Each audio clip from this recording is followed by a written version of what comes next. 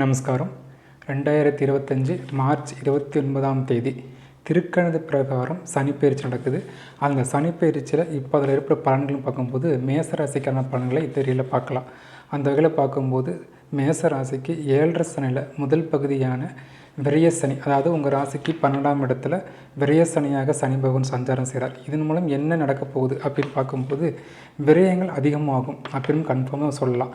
அப்போ எதில் விரயம் வர வாய்ப்பு இருக்குது அப்படின்னு சொல்லும்போது பணம் சார்ந்த விஷயங்கள், அதாவது குடும்பத்திற்காக அதிகமான பணம் செலவு விரயமாகிறது, இல்லை வேலை சார்ந்த விஷயங்கள், இல்லை குழந்தை சார்ந்த விஷயங்களில் பண விரயங்கள் அதிகமாக ஏற்படுறதுக்கான வாய்ப்புகள் இந்த 7.5 சனியில் முதல் சுற்றில் ஏற்பட உங்களுக்கு வாய்ப்பு இருக்குது.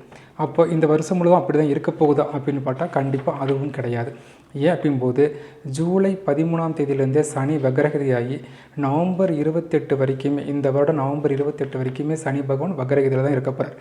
அப்போது நீங்கள் கவனமாக இருக்க வேண்டிய இந்த வருஷத்தில் இருக்கிற முக்கியமான மாதங்கள் அப்படிங்கும்போது ஏப்ரல், மே, ஜூன், இந்த 3 மாதங்கள் சற்று கவனமாக நீங்கள் இருந்துட்டாலே போதும். விரயசனி பாதிப்பிலிருந்து இந்த வருடங்கள் அழகாக பெரிய பாதிப்புகள் நாம் சொல்ல வேண்டிய இருக்காது. அந்தளவுக்கு பாதிப்பு இந்த வருஷம் உங்களுக்கு கொடுக்காது. ஸோ இதிலிருந்து தப்பிக்க என்ன பரிகாரம் அப்படின்னு பார்க்கும்போது சனிக்கிழமை உங்களால் முடிந்த நபர்களுக்கு ஒரு 8 பேருக்காவது மினிமம் தயிர் சாதத்தை தானமாக கொடுங்க. சரிங்களா? அப்படி கொடுக்க சனியால் ஏற்படுற விரயங்கள் சற்று குறையும். மேலும் இது விரிவான பலன்கள் இந்த மாதம் இறுதியிலேயே உங்களுக்கு லைவில் வரும்போது உங்களுக்கு முழுமையான விரிவான பலன்கள் கொடுக்கப்படும். இது வெறும் முன்னோட்டம் தான். சரியா? நன்றி.